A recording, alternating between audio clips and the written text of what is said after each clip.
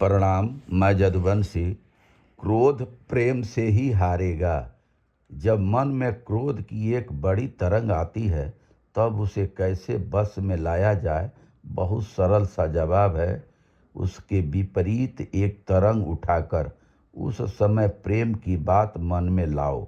कभी कभी ऐसा होता है कि पत्नी अपने पति पर खूब गर्म हो जाती है, लेकिन उसी समय उसका बच्चा वहाँ आ जाता है और वह उसे अपनी गोद में उठाकर चूम लेती है। इससे उसके मन में बच्चे के प्रति प्रेम तरंग उठने लगती है और वह अब पहले तरंग को दबा देती है।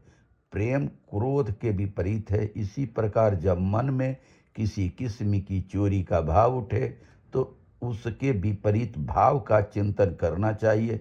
जब दान ग्रहण करने की इच्छा पैदा हो तो उसके विपरीत भाव का चिंतन करना चाहिए।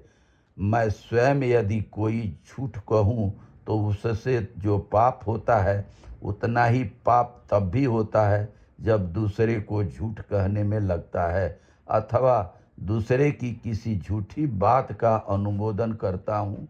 वह झूठ भले ही जरा सा हो, फिर भी झूठ तो है ही।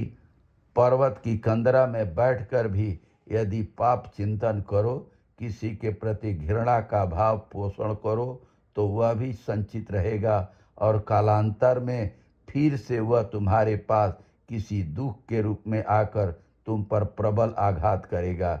यदि तुम अपने हृदय से ईर्ष्या और घृणा का भाव चारों ओर प्रसारित करते हो तो वह चक्रवृद्धि ब्याज सहित तुम पर आकर गिरेगा।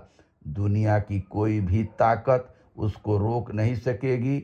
यदि तुमने एक बार उस शक्ति को बाहर निकाला तो फिर निश्चित जानो तुम्हें उसका प्रतिघात सहन करना ही पड़ेगा। यह स्मरण रहने पर तुम कुकर्मों से बच रहोगे।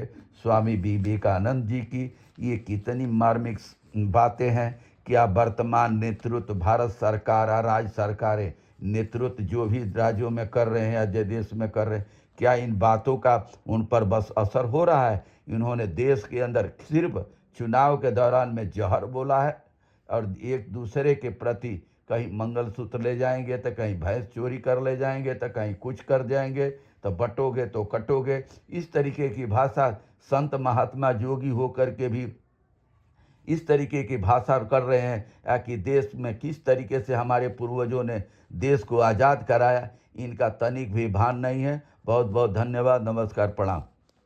ले